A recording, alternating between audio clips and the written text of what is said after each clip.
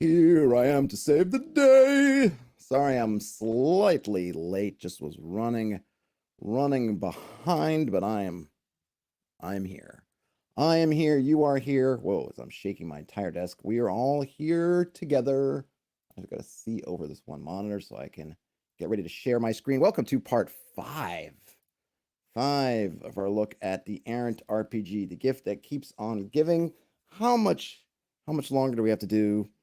How much is more is there to see? I'm not sure. That's one thing with this setup. It's on card.co. It just means that it's a great way of laying out the rules as I try to open up a can of, what is this? Blackberry Spindrift. Cheers for the working man. Try to or rather for card makes it easy to organize, but it kind of obfuscates a bit of where we are in the rules. And I think I've been accused probably accurately with having missed some stuff along the way. So there's that. I don't think I have any particular show notes. I am working on getting together with Bandits Keep next week. Next week, I want to say we'll have some. It's been a while since we had a Hex Press Bandits Keep crossover. I believe it will be happening twice next week, once on my channel and once on his. We have no idea what we're going to talk about yet, but I think he'll be on my channel on next Monday, I think is what we said. Kind of sketched on a stone, and then I will be on his stream. I think we're thinking next Friday. So we've got that going for us. So other than that, let's get to it. So where we left off was looking at death in Errant. When an Errant is reduced to 0 hit points, they must make a physique saving throw, with the difficulty value being the damage taken. If they fail, they are out of action. An Errant that is out of action is unconscious or otherwise incapacitated. They cannot take any actions until the combat is over or their hit points are brought above 0. Any further damage taken while at 0 hit points triggers further physique checks to avoid being put out of action. Damage that would bring an Errant's hit point below 0 causes wounds. Consult the wounds table for the amount of damage taken. If an Errant's hit points is higher than 0 when they receive a wound, only the damage in excess of what is needed to bring them to 0 is counted for determining what wound they receive. E.g., an Errant at 4 hit points, taking 7 damage, only receives a 3 damage wound. If an Errant would receive a wound they have already received, or cannot physically take, e.g., losing a leg when both legs have been lost, well, that's a severe bummer, take the next available lower wound. Wounds without a stated duration are permanent unless seen to by a physician, though they cannot restore lost body parts. An Errant on death's door will die in a number of initiative turns equal to their renown, unless a healer's kit is used on them or their hit points is brought above 0. Using a healer's kit to stabilize an Errant on death's door does not restore any hit points. An Errant that is consigned to the Reaper will die in a number of initiative turns equal to their renown. There is no way to save them.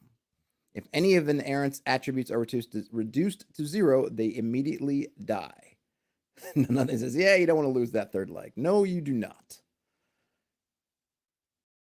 Alrighty, so here we have, so this is a table of sorts, but we're not rolling on this table. We're merely looking at the amount of damage you're taking.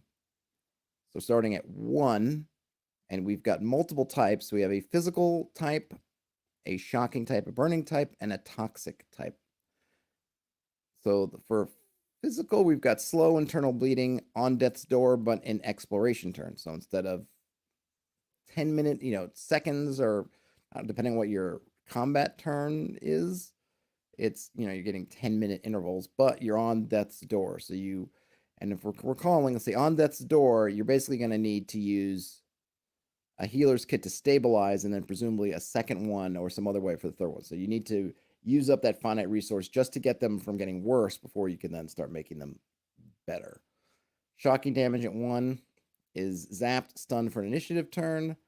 Burning, eye destroyed. Oh my gosh. If both eyes go, you're blind. Eye destroyed.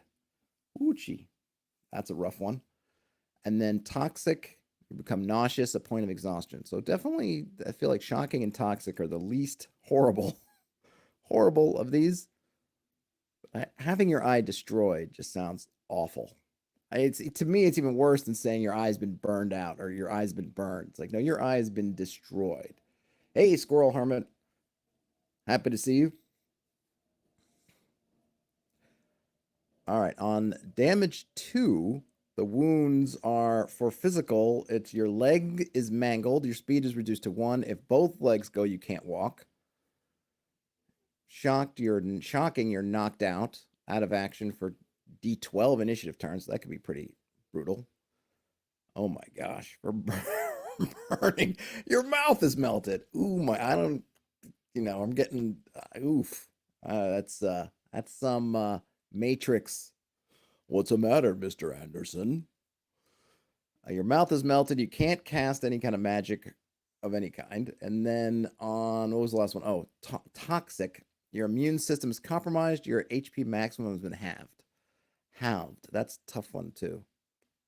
And I'm not seeing any durations except for the knocked out one. So I guess your HP maximum is just halved permanently. On the 3 damage, your physical, your arm is wrecked. If both your arms go, you can't hold anything. And then let's see, the next one is shocking. You're concussed out of action for D12 initiative turns and 1 point of exhaustion. Oh my gosh, your face is melted. Oh my gosh. Face is melted, but you're not dead. But you got melty face.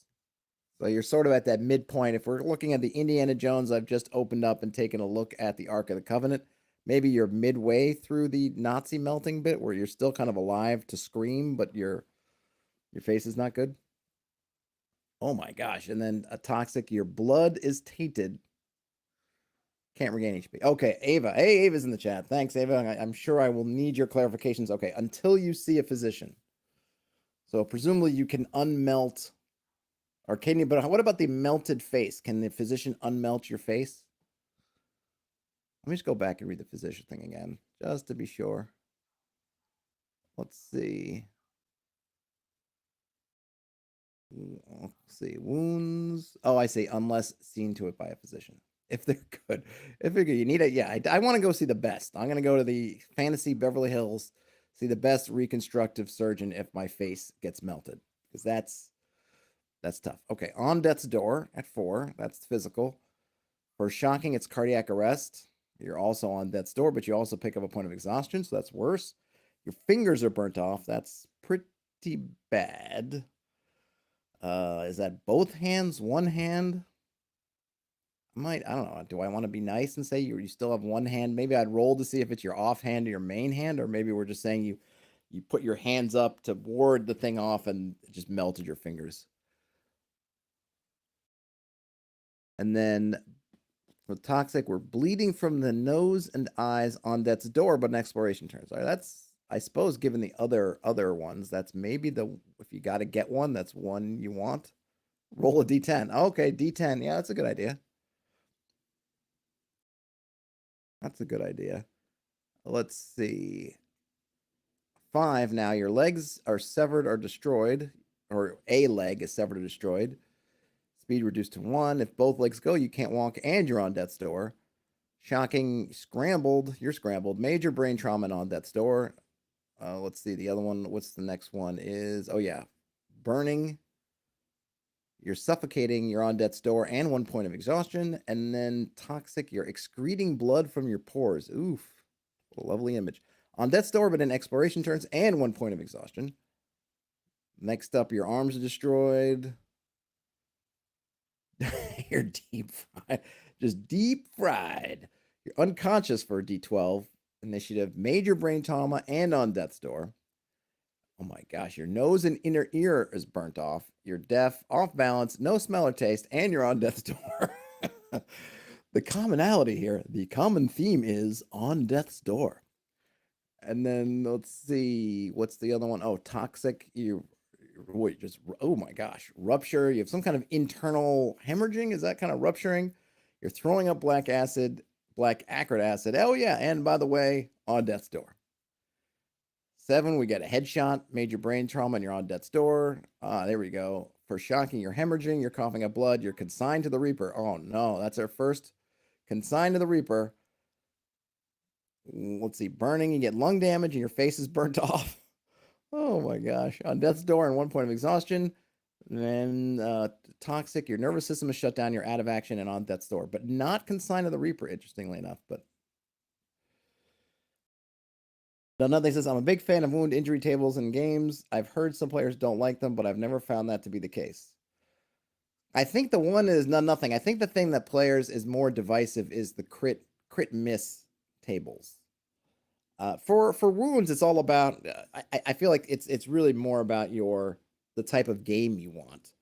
I think this worked great for kind of a really kind of gritty kind of game. Well, I suppose it depends on how available things like healing kits are, how available are physicians and that kind of thing, right? So if you're playing in a game where you don't have those things and you're kind of trying to be heroic, then having these kind of wounds can really be a downer because it really can stick it to you. And it's almost kind of like at some point, if there's no physicians around and I've lost 4 fingers and one of my legs is mangled and but the game is one where it's like, oh no, there are no physicians in this world except for the biggest cities, and you're starting out in the farthest away from those cities as possible, then I'm probably just going to go, hey, you know what? Probably time to start a new guy. But if things are more available, then it's okay. But I think the thing that, and I know this comes up in a lot of the 5th edition discussions, though I assume it would come up in OSR as well, is the problem with most crit miss fumble tables is that they do penalize the people who are making the most rolls. And I've thought about some different ways. I'm not huge on them, so I haven't really examined them in too much depth because I don't use them. But I think I would want to figure out a way of, if I was going to have fumbles in the game, I wanted to figure out a way of fumbles so that the fighter that gets 3 attacks per round and is supposed to be really good at combat isn't the one who's suffering the most with their fumbles. Some way of acknowledging or factoring in experience, something or other, because that's doesn't make a whole lot of sense, to me.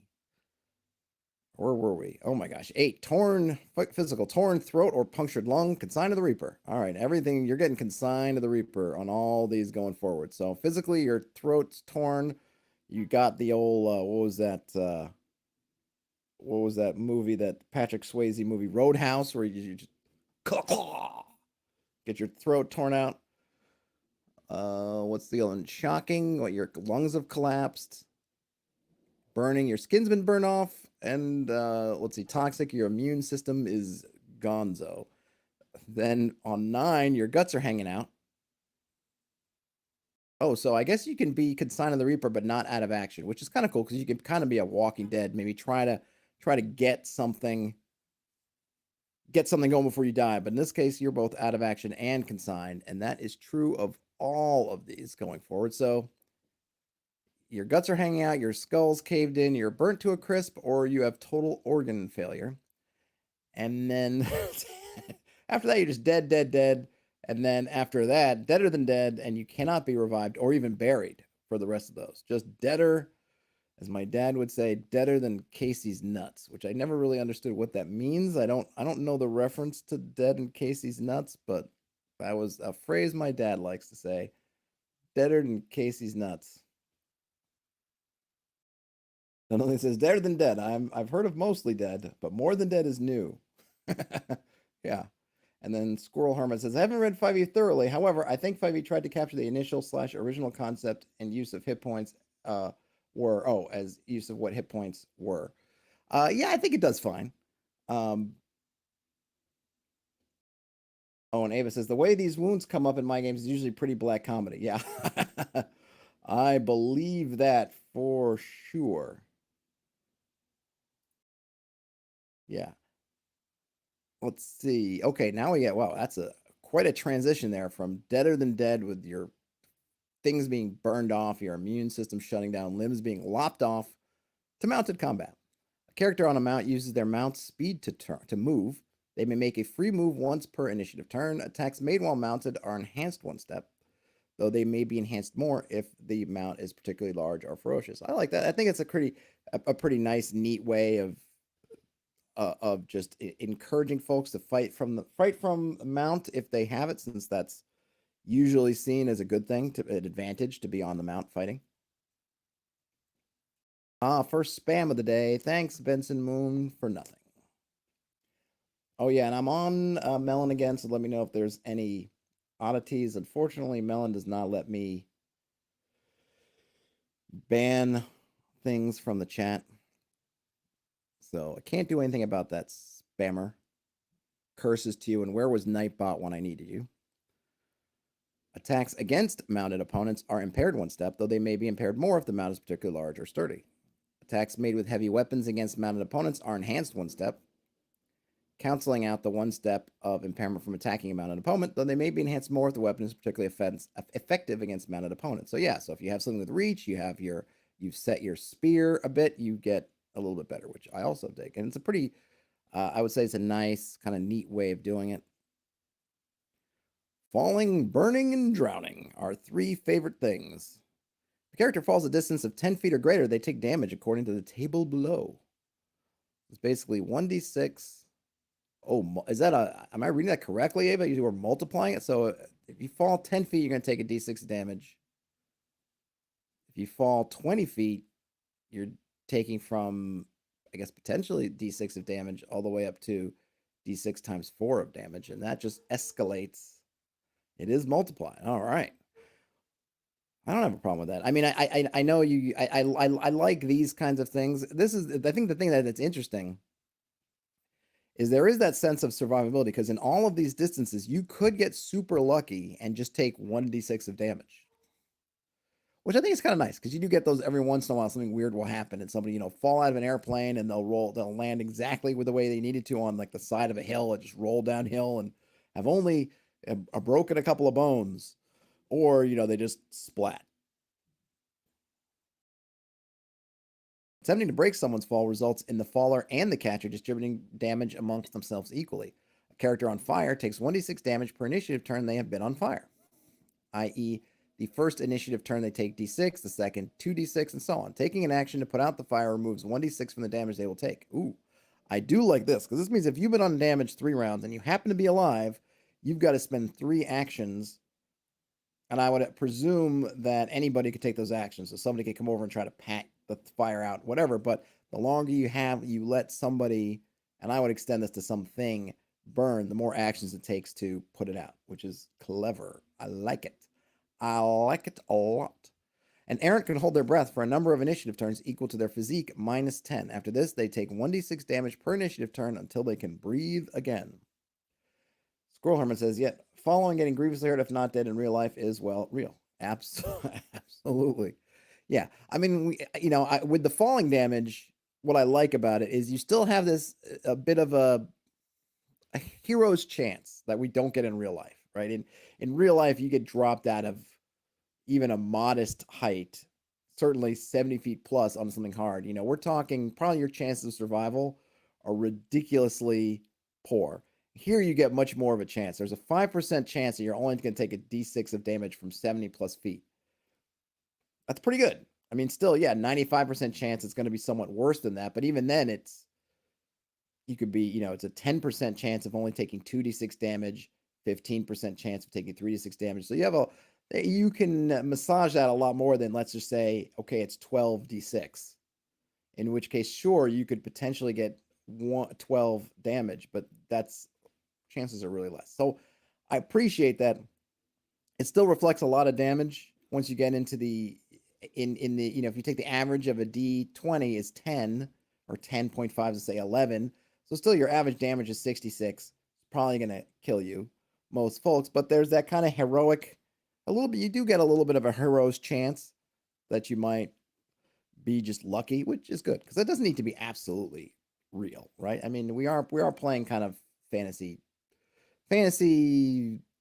I suppose, potentially heroic, potentially villainous campaigns. Larger than life, maybe, is what the word I would use. Another thing says, I like that falling damage was the first rule I house ruled in D&D. It started me down a lifelong path of obsessing over rules. Absolutely. Yeah. All right, now we're on to duels. Thank you. Ava says, yeah, 3.5 times 10.5. Sorry, yes. I was taking the max damage. So yeah, 30 something or other. Right. Yeah, so I was thinking I was taking the D6 as 6 and then doing whatever. But yeah, it's if we wanted to just round up, 444, let's say 11 times 4 would be your average damage, which I'm thinking is still going to be pretty lethal. But you have a better chance in other systems of getting lucky. And I think I will say that, the one thing people talk about swinging mechanics in like D20 and other things, but they do add a lot of fun. There is that great feeling when you roll a 20, or even when you roll a 1 at a table, when you're like, oh, the worst. Or, I can see somebody dropping 100 feet, but instead of just thinking, well, I'm going to roll up a new guy, being excited to make the roll, because maybe you will get that roll a 1 on a D20 and roll a 1 on the D6 and somehow walk away with just taking 1 point of damage. And then we can have fun narrating what does that 1 point of damage look like when you fell from 100 feet? What broke your fall? How did that happen? Was it the grace of the god that you were praying to before you tripped or fell or took a leap? Right? It's fun. And I know sometimes we want to get to, or we have our goals in our brains of some kind of hyper realism, and I can't believe that you could fall from 100 feet and take 2 points of damage. But having that on the edges is fun. You don't want it to be too much. You don't want the odds to be too much of that, because then people are going to start doing goofy things, right? And I can just jump 100 feet. And if that's not your game, then yeah, you don't want it to be the odds that in that favor. But it's nice to have that stuff around the edges. Makes things more fun. Okay, duels. I challenge you, sir, to a duel. During a duel, a character may take actions as normal, but only one attack roll may be made per attack action, even if a character has abilities that would let them make more. Initiative, however, works differently. Each participant in the duel is given 3 playing cards: a king, a queen, and a jack. They will place these cards face down in front of them in any order. The character who issued the challenge for the duel will then attempt to guess one of their opponent's face down cards. If they guess correctly, they may immediately make an action and continue attempting to guess. If they guess incorrectly, their opponent may immediately make an action and then begin guessing. Once all 3 of any participant's cards have been revealed, the turn ends, and each participant will then pick up their cards and then place them face down in front of them again. This continues until the duel ends. The participant who had the fewest cards revealed in the previous round begins guessing. Each card also has an effect when it is flipped. If a king is revealed, the participant who acts has their next attack enhanced 1 step. If a queen is revealed, the participant who acts impairs the next attack made against them by 1 step. If a jack is revealed, the participant who acts can make a gambit with its difficulty value increased by 2. The effects of these cards can be modified depending on the type of duel. A joust or wizard's duel might have different effects. The basic guideline is that a king has an offensive effect, a queen has a defensive effect, and a jack has a tactical effect. That's pretty cool. I kind of like it. I don't say kind of, I like it. And I think that the interesting thing with duels, which I also think comes into play with kind of wrestling and grappling, is that it's great. And then I like that it's called out in this way. This is for your one-on-one combats. And I like that it's kind of specific to that. And we're going to do that because, one, it takes extra time, takes extra effort. And I like that there are these different things you're doing. And we're saying so that in this specific ritualized form of combat, we're going to do things a little bit differently than the scrum, which to me makes sense, because when you think of duels, especially when you're thinking in a narrative sense, is they tend to have a little bit of a different structure than just your general crazy melee where everything's going on. So I like that. I often think of grappling rules, and some of those kind of wrestling rules work best when they're in this kind of dual mold, because I think that they often take up a lot of work and different rules than you want to use in your normal combat, but most rule sets don't really address them differently. I mean, I know 5th edition, they work differently than attacks, but they work in the same framework, which sometimes can end up with weird results where something that you'd think would be really great at grappling isn't, because they didn't give it the grappling skill. This probably gets back to my thing about how you can grapple gelatinous cubes, which is one of those weird 5th edition kind of edge cases, but that's really cool. I like the use of the playing cards. I like that not only is it the guessing thing, but the reveal is interesting. Warbands. Ah, yes, back to warbands. One of my favorite topics. I keep wanting to go back and find whichever that. I got to go back and find that video where I was talking about someone's homebrew thing that they'd made, and we got on this whole sidetrack about the size of warbands. I'm sure there's kind of a t-shirtable quote I could pull out of there. I can't remember. But let's see what Errant has to say about warbands. When fighting with a troop of mercenaries in the wild, they do not all individually take actions. Rather, they increase the combat effectiveness of their leader by forming a warband. Warbands come in 3 categories based on the number of combatants they contain, excluding the leader. A warband containing 1 to 5 combatants is small, a warband containing 6 to 10 is medium, and a warband containing 11 to 20 is large. Warbands have 2 hit points per combatant. Damage is dealt to the warband before it is dealt to the leader. As damage is dealt to the warband, it may reduce in size.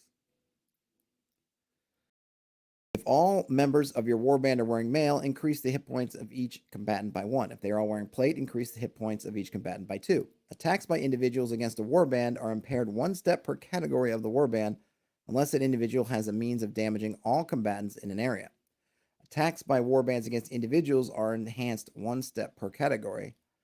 Attacks by warbands against smaller warbands are enhanced 1 step per category of difference. Attacks by smaller warbands against larger ones are impaired 1 step per category of difference.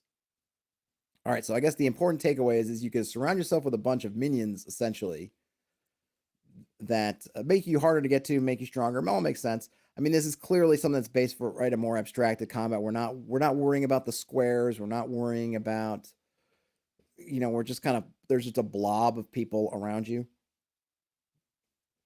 preventing you from being gotten to. Presumably, I'm guessing this does also, I would think, makes missile weapons. It gives them a little bit of extra importance, because if you're going in there melee against someone with a warband around them, hard to get to them. You're going to have to plow through everybody else before you get to them. If you've got a bow and you can manage to keep at range, or at least keep out of the melee, you can potentially snipe at the leader, inside their protective warband shell. And then we have the table of individual, basically just gives us all these things about whether the attacks from different things. Just a table essentially summarizing the stuff we just read about enhancing or impairing attacks of one size versus another size. Cool. Oh, and we get some mass combat rules. I'm always digging mass combat rules. Oops, up there. All right, for dealing with large-scale combat encounters or combat between ships, vehicles, or anything else where individual units are hard to quantify, a simplified combat system may be used. In such an engagement, each side rolls 1d6 and adds the following modifiers. +1 if they outnumber the enemy at all, +2 if they outnumber the enemy 2 to 1, +3 if they outnumber the enemy 3 to 1, and so on. Add the renown of the highest renowned character on that side, or the threat of the highest threat NPC. See, and then +1 for each significant tactical advantage, such as cover, high ground, unbreakable formation, surprise, superior armaments, relevant sorceries, miracles or other magic, traps, superior training or morale, and so on. The side that rolls the highest wins the engagement. Ties are treated as a draw. So this is cool, because it's basically just a one roll thing with a lot less of the math. I don't have my rules encyclopedia here, but if you go through and look at War Machine and some of those other, and there have been other ones, they can get really complicated. And I get it, because when you start to drill down, there's a lot going on. And I think that, Ava kind of has a sort of a catch-all here. Hey, +1 for every tactical advantage. And then that does kind of leave to you to figure out, there's no way around it, because unless you're going to make super detailed rules for everything, right? You're thinking about, well, these guys have a wizard with fireball, so how much does that add to it? Oh, but these guys, they're all resistant to fire, so they're not immune, but it's not going to be quite as good. So does that reduce it? And these guys have 10-foot long poles, and these ones are all fighting with daggers. So there's a lot you're going to have to kind of play around with those tactical advantages. But just as kind of a quick and dirty way, I think in particular for stuff that's either off screen or stuff that your party is not interacting with directly, I think something like this works really well. I just need to know, things are in motion, and I know that the orc chieftain sent 100 orcs versus up against the fort where there was, protected by 40 men, and I'll figure out what cover and stuff, what being in the fortress does for it. And the players are off screen or the players have already contributed as much as they can contribute and they're somewhere else, they're doing something else. I just need to know what happens. So when the party comes back or they get the news, they'll do it. And I don't just want to choose. Then I can figure something out, roll some dice, maybe even roll like a best of, I might even put like a best of 3. Since you're just rolling kind of one set of dice, I might even go like, hey, best of 1, best of 2, best of 3. Do something like that to kind of get, you could even have like, I'm going to roll 1 for sort of the, if you wanted to break kind of combat out, right, is the opening, the kind of the middle, and then the end. And that gives that, or maybe opening, middle, and then maybe first 2 out of 3, so that you could kind of have a little bit, if you wanted to have a little more detail, but not get super into it. So you could say, okay, the first part about these guys win, and they can take that advantage and press it in the next section, but maybe the dice work against them in the next section. Now it's tied. We're back to 0. And you can kind of play around with that, doing some die rolling, figuring out what that means in terms of losses, gains, and losses. Maybe you take whoever wins the first one, that subtracts out from the enemy numbers, and so then they have a bigger advantage, or less of a disadvantage if the underdog happened to take the first roll, something like that. Because being that it's once you have those numbers down, I mean, the longest thing here is just going to be doing that, figuring out the tactical advantages. Once you have that, roll some dice and bam. So I could definitely see kind of converting that to, let's make it a series of 3 or best of 3 kind of thing. And then we got some nice spam from Guy Knox. Thanks, Guy, for nothing. All right. What else do we have here? Before I went on my little tangent. Okay, there. The number rolled by the losing side represents the percentage of casualties, losses, or severity of damage to the winning side of the engagement. Well, there you go. So yeah, you could just kind of calculate that stuff. I kind of like the idea of doing a best of 3. That might be a little thing. I'd have to play around with it. Obviously, I haven't play tested all like Ava has, but I would maybe convert that to a best of 3 to get a little variety, get the little ups and downs. And Ava says, I missed the unless it does not make sense. Oh, yes. Sorry. Thank you, Ava. Unless it does not make sense, the difference between the result of each side's roll multiplied by 10 represents a percentage of casualties. Aha, by the losing side. Okay. Thank you, Ava. Yeah. So the winning side gets their roll multiplied by 10 for losses by the loser, and the losing side just gets their base result. And then nothing says, good system, but I think it's too simple. If mass combat is going to be important in your game, I like Pyrrhic victories to be possible. I think you could definitely get Pyrrhic victories with this. But like I said, yeah, it is very simple. I would say, this is something to use when the party's not directly there, I would say. If they're there, I would probably want to do something maybe a little bit more, because I think as a player, I'd want to get tactical in there, right? I'd want to just say, okay, well, if the enemy has the high ground, then I'm starting to think, ooh, as a player, what can I do to get them off the high ground? Can I entice them? Can I lure them into the plane? Do I need to go around? Like, I'd want to get on that tactical, more kind of chainmail sort of tactical war game part of it. But if I'm not around, or I've already done everything I can do, like, yeah, I've already repaired the castle, and we got all the guys in the best armor that we can get them, but now we have to go do this other thing, and hopefully they'll hold out against the orcs till we get back, then I think something like this will work probably fine for me. The name says, check the next few paragraphs for if the party is there. All right, I will get into it. Let's see. Any errants? Here we go. Any errants involved in the engagement make a check with their best attribute if they win or draw. If they succeed, they are unharmed. If they fail, they take damage equal to the amount they failed by. If they lost, errants use their worst attribute for the check. If they pass, they take damage equal to the difference between the result of each side's roll. If they fail, they die. Optionally, when an engagement is rolled, you can zoom into a flashpoint, a specific encounter on the battlefield where the actions of the company can make a difference in the tide of battle. Yep, I like to do that. This is a normal combat scenario. If the company wins the flashpoint, add a d6 to their side's roll. If the company loses, add a d6 to the opposing side's roll. I like that too, Ava. Good stuff. I mean, yeah, it's definitely a high-level abstracted out combat. And of course, if your party, I mean, some groups I think are really get into the tactical stuff. I know I would try to get in my armchair general mode and try to say, like, how can we do these things? How can we try to undo these advantages or undermine the advantages that the enemy has, and kind of get into those details? But I think other people don't.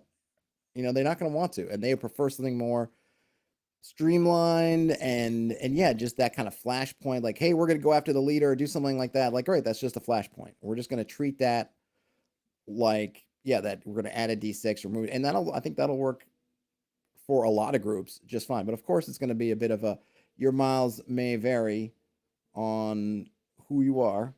Hey, Terrence says the party is there. Mega beat them up. And then you go into I played the Zelda. What is it? Dynasty Warriors. People are just swinging the weapons and launching people 50 feet in the air. Ava says about the chases section, which we just turned to. This chase section is way out of date. I've got a bit more streamlined procedure in the book right now. Okay, Ava, is it worth me going through it, or should I just skip it on the advice, on your word that it's just kind of not worth it? Because if it's been totally superseded by something newer, no reason for me to give out what is essentially out of date info. So maybe I'll just scroll through it to the other side, since Ava, you let me know. I can go back up and catch it. But if it is way out of date, which seems like what Ava's saying, then I'll skip it.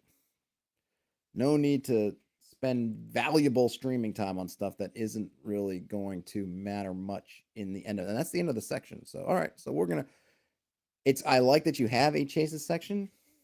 I'm good to skip it. All right, we're gonna skip chases. Just know that it's there and know that it has been revised and changed, but it is there because chase systems are good. I'm really gonna skip it because these rules are outdated, and what you get with your Kickstartered or retail or whatever version of the rules will be different. All right. I'm looking now. What I should go back to Ava's list of.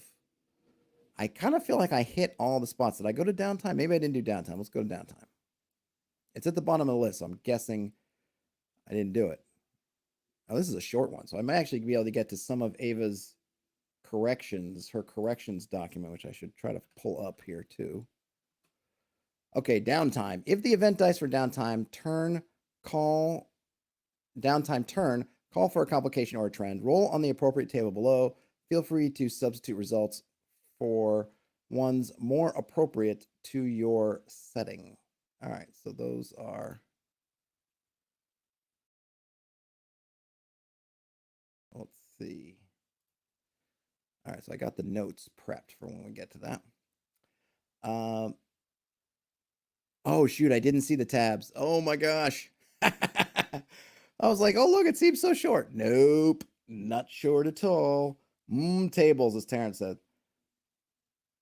All right, so I'll do Downtime, and then I can go back to character classes. All right. Let's see what I can do. I don't want to give it short shrift, but I'd like to try to get to character classes. If the event dice in Downtime turn, call for complication trend. Okay, read that. Complications. We have 2d6 complications. I'm not going to read them all through, but it's stuff like you have natural disasters, assassinations, a series of murders, a new threat emerges, an ally dies. Those are the complications. For trends, we've got 2d4 table. We get an alliance has been announced of 2 or more factions. A religious event such as a miracle occurs. There's been a scandal or a new faction emerges, like that. Oh, these are really cool. I really like these a lot. So you can get some event dice, you can get some complications, which seem to be bad things. Trends seem to be, I guess it's not all good. A scandal's probably not good. They're more neutral. Let's see what tables we've got here. Oh, that was the tables. Okay, that's the tables. Let's go to the world. Rivals. When a rival company arrives in a settlement, the guide may make a reaction roll to determine what their overall opinion of the player company is. So long as the rival company is based in the settlement, they will also adventure in the area, whether that means making forays into the local dungeon or taking the jobs the player company turns down. An easy way to track the exploits of a rival company is to put 2 entries in the local effects table for nearby wilderness and dungeon areas. One entry indicates that the rival company has passed through and taken all or most of anything of value. The second entry indicates that the rival company is currently in the area and the player company encounters them. A second, more involved way may be used in between game sessions to track a rival company's progress through a dungeon or on a quest more closely. Add the total renown of each member of the rival company together. Increase this number by 1 for each significant magical item in their possession. This is their challenge level. Plot their course through the dungeon or adventure area. Assign each room or area a challenge level equal to the combined threat of all the NPCs and traps located there. Assign traps a threat value equal to their base difficulty value. For each room or area the rival company arrives at, roll a 2d6 plus or minus the difference between their challenge level and the challenge level of the room or area. And then we get a 2d6 for results, which go from at the top end, they've overcome the area and taken everything of value, to they've overcome the area, but they lost somebody in the company, their challenge level gets reduced, and they only take a quarter of the valuables. If a rival company's challenge level is reduced to 0, they flee. Rival company can withdraw from the adventure area at any time before that.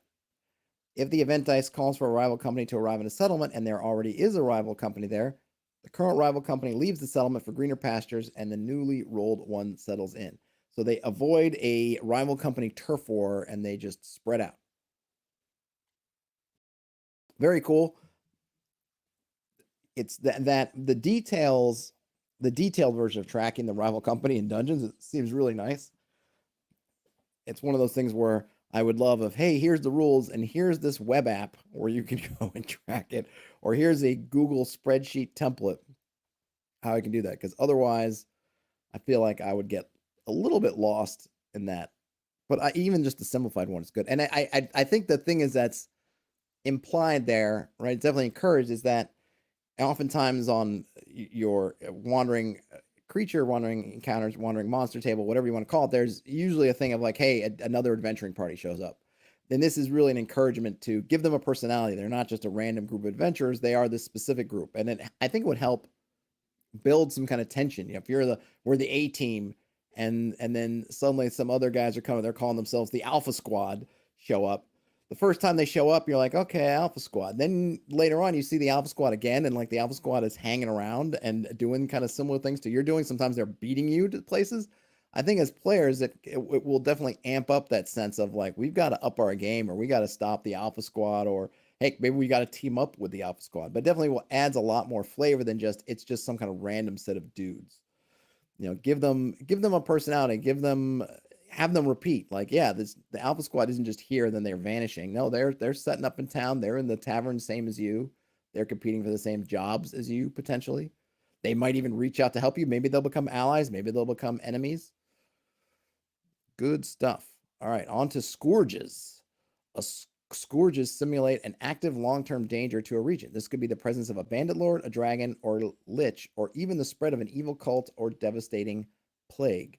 Very similar. There was a similar concept in Beyond the Wall that I looked at earlier that had some, I forget what they called it. Might have been called a peril. I don't remember, but this is also a really good concept. A newly active scourge begins with Eminence 1. Each downturn action, when you roll the dice, interpret the events as normal. But in addition, if the roll is lower than the scourge level of an active scourge in that region, roll on that scourge's malice table. If multiple scourges are active, roll on the malice table of each scourge that was triggered by the event dice. Neva says that was inspired by, and they're called threats. Thank you, Ava. Yeah, I knew it was something. Perils, threats. Scourge is a good name, too. The malice table is a d6 table. Each should be tailored to each scourge, but in general, a result of 1 to 5 indicates that the scourge does something to affect the region negatively, such as conducting a raid, eating the livestock, or raising those interred at the local cemetery's undead servants. A roll of 6 indicates that the scourge level increases by 1. For each eminence a scourge has above 1, place a corresponding locus in the region that represents the power and influence of the scourge spreading. This could be a bandit's camp, a clutch of dragon eggs, or a phylactery. If the locus is dealt with, reduce the eminence of that scourge by 1. Something else that would be good to do, and I think I talked about this a long time in the video, was using something like in the pandemic games, if you've never played Pandemic, it's about tracking diseases or trying to eradicate viruses, I guess, in the world. And it's an older game. It's very popular. Then done some different versions, definitely predated COVID by a long stretch. But the neat thing was you were tracking cities on the globe. And as the pandemic would spread, it would show cubes on the city. So you could have 1, you could have 2. But what happened was, I think it was at 4, if you had 4 cubes on a city and then it was going to get a 5th cube, instead you get this, I forget what they call it, but basically it explodes outward. So anything connected to that city, and cities are all kind of connected to each other, would then start taking on cubes. And you could have this, it could even generate sort of a horrible kind of catastrophe effect. If we're sitting on one city with 4 cubes or 3 cubes, and there are a couple cities around it that also had 3 cubes, and that one explodes, hits the other ones, those explode, boom, boom. And something like this, with you have these loci, okay, that's got 1 in that loci, and then maybe it builds up to 3. If it hits 3 and then that 4th one, then boom, all of a sudden its influence spreads out. And that works really well in something like a hex map, because you have these kind of discrete kind of areas, and you can track them with, they have, what are they calling it here? They've got their eminence in this area, or whatever. Their presence here is at 3. So at 4, boom, suddenly they're going to be spreading out. Also, I might have been, because I think I might have talked in terms of using Pandemic Fall of Rome, which has a similar mechanic, which is also good because in Fall of Rome you can have, I think, well, in all the pandemics you have multiple diseases in the area potentially, but it also has that kind of thing if multiple factions are at work. Let's see. Nothing says, I love the idea of giving rivals threats, or giving rivals a name very similar to the party's name. That would make my players irrationally mad at the rivals. Yes, absolutely. Terrence says, or a very arrogant name is also fun. Oh, yeah, definitely. Like, we're the best. Terrence also says, currently using the Golden Companions of Righteous Resolve. They're completely insufferable. Sounds like it. Yeah, I forget what name I have a rival company, but they haven't really showed up too much. Just they sort of taunted my players a little bit and then kind of went off. Probably be a time for them to show up at some point again. I forget what name I gave them. Their name is definitely not arrogant enough. Okay, if a scourge ever reaches eminence 7, level 7, it ceases to be a scourge and becomes a calamity, something that has totally altered the nature of the game world. Scourge events are no longer active and triggered by the event dice for calamity, as the calamity is now the new status quo. Ooh, I like that a lot. How are we on time? 10 minutes left. Faction turns. The guide can use this procedure to simulate the attempts of various factions in the world to gain and maintain power. Each faction has a number of resources, such as skilled artisans, spy network, or well-trained troops. A faction may set any number of agendas which are long-term goals. This may be something like build a new road, recruit new troops from among the villages, or discover incriminating secrets about the ruler of an enemy nation. For each agenda, create a tracker which indicates how many successes will be needed to achieve that agenda. Each downtime turn, though this is best done by the guide, this is best. Yeah, I think it's a typo. It says down, but I think it means done. Though this is best done by the guide between sessions. Factions can take actions to advance their agendas. First, they allocate any relevant resources to the advancement of their agendas. Next, they may also allocate any relevant resources to oppose or aid the agendas of any other factions.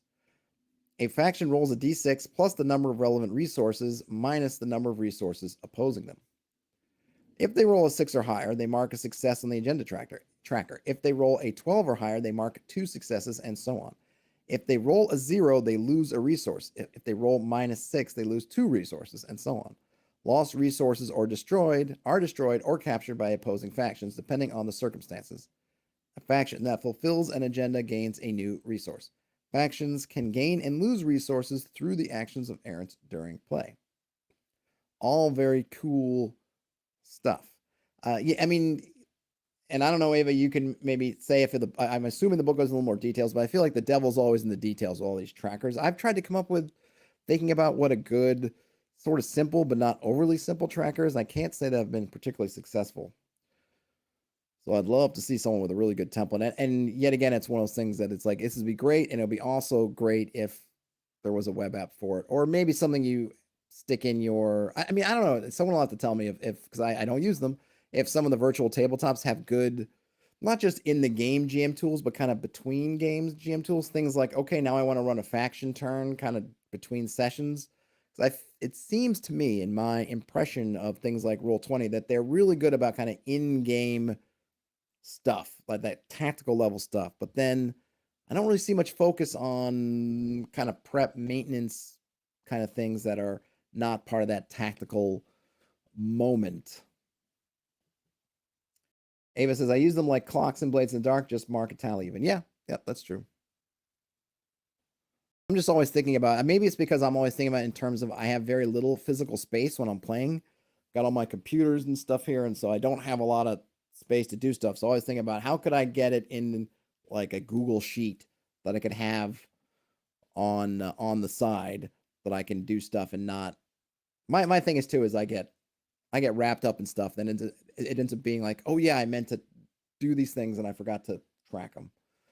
Yeah, Google Sheets or some kind of thing. Oh, I think it's probably too late. I think the deal is over, but I've been using Miro. People who have seen my campaign recaps, they know as I use Miro.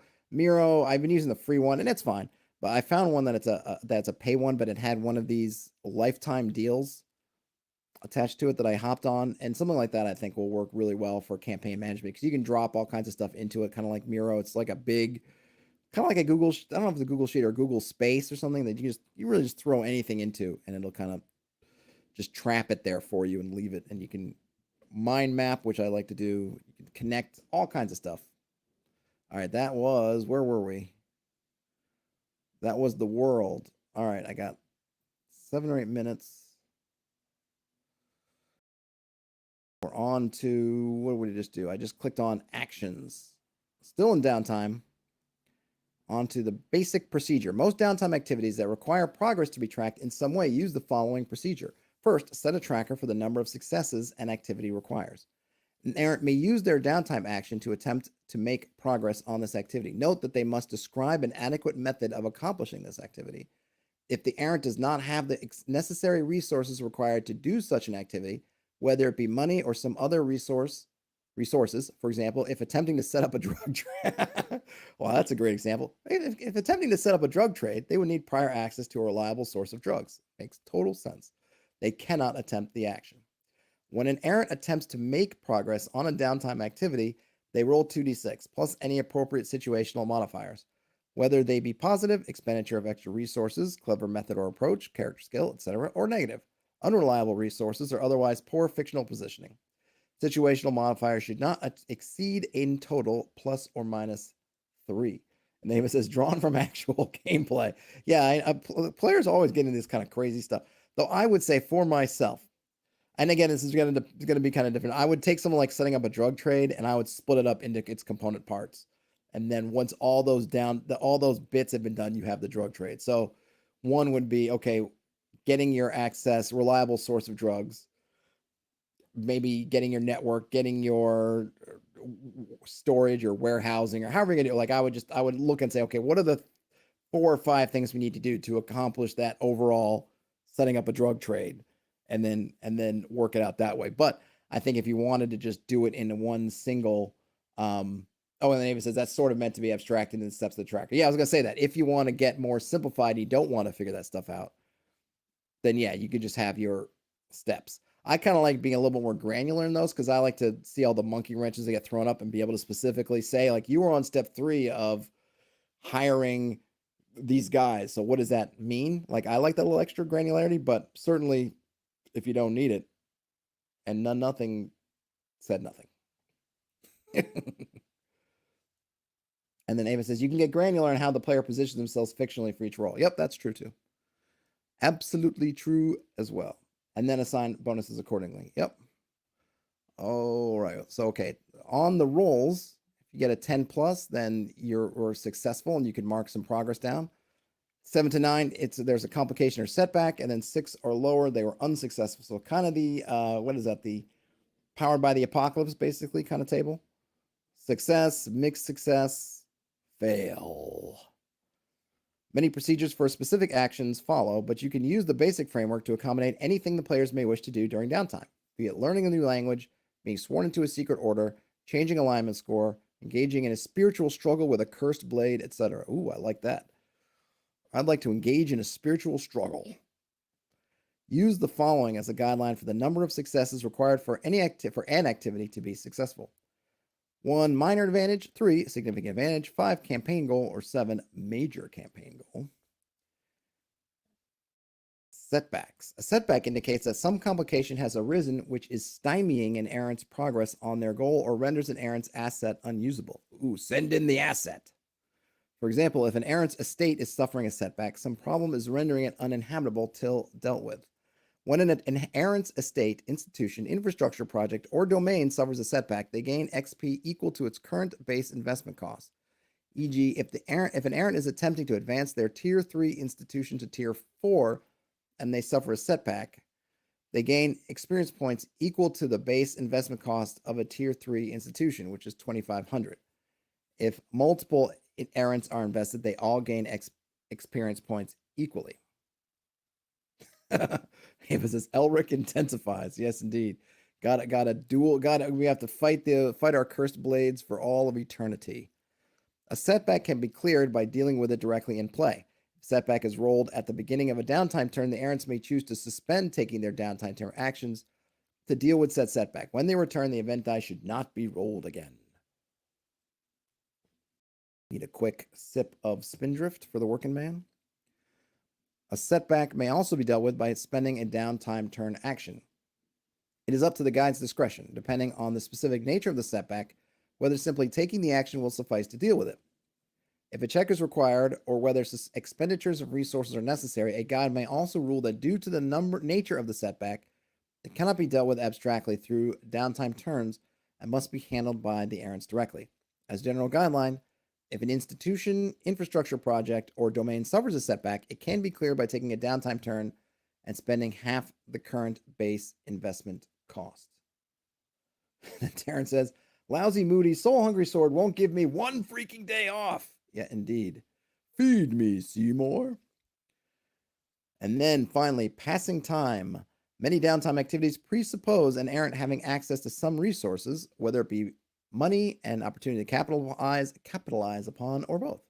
However, should an errant find themselves lacking the resources or inclination for more involved activity, they may simply narrate as their downtime turn action how they are passing the time. The guide is encouraged to give a small bonus to the errant, perhaps pending a check based on the activity the errant describes. For example, an errant that spends a downtime turn engaging in foot races may gain the ability to roll an extra movement die once in between downtime turns. An errant that spends their downtime turn studying the signs of local wildlife may choose to treat a roll of encounter on the event die as an event sign instead, once in between downtime turns, and so on. I like that. I mean, it's, these are those things that you want to be careful with, because these are the things that can be abused. And of course, it's always, at the guide's discretion. But people oftentimes want to be able to invest in their characters in some way. And I think this is a good way to do it. Pretty simple. I don't know if I would, there's the stuff of like, well, can I permanently become faster because I start racing around the village? Like, I might go, maybe not. But I think I would definitely say, hey, if I want to spend this downtime in this particular area, maybe a hex, or depending on your size, your hexes, a couple of hexes around wherever we are, and become familiar with it and become kind of an expert in the local, then I would absolutely say, absolutely, go for it. And that's something that can then, maybe you can only have one of those at a time, and you can say, well, you're prepped for this local area. If you leave it and you go somewhere else, you can kind of come, you might lose it if you don't use it or lose it, kind of thing. Or maybe after so much time it's gone, or you can only have one of those. Next time you go somewhere else and want to learn that local area, then your other local knowledge becomes a bit stale, or you can have some kind of grading on it, whatever you want to do.